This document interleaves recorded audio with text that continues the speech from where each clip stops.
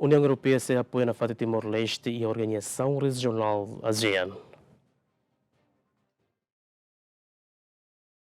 E a segunda semana, o governo de Rússia, vice-ministra assunto ASEAN, a equipa da reunião, o representante da União Europeia Timor-Leste, onde discute com o programa apoio para a integração regional no comércio financiado Rússia e União Europeia. A fim de encontro, o embaixador da União Europeia Timor-Leste, aprecia o Timor-Leste em adesão no dar membro pleno ASEAN, também para o se apoia na nafatin Timor-Leste. The European Union was able to support with technical assistance. We had the International Trade Center helping us and the government of Timor-Leste in fulfilling the requirements. If I may add, the European Union has 27 member states and we are the biggest integrated market in the world.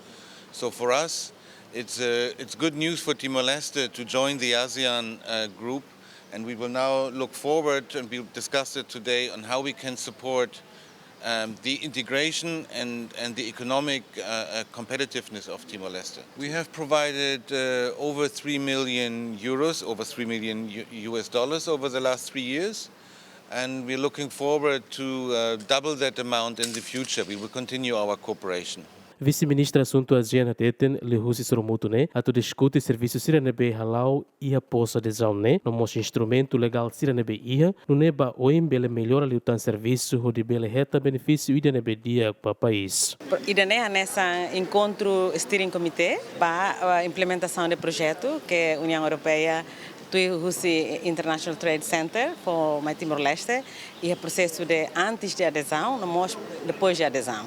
O Timor-Leste ele cumpre a responsabilidade do irmão antes e depois será a implementação toda bem, com a integração regional, ele vai ter acordos que rola parte onaba instrumentos legais sira e a implementação também precisa de encontro para a implementação toda bem.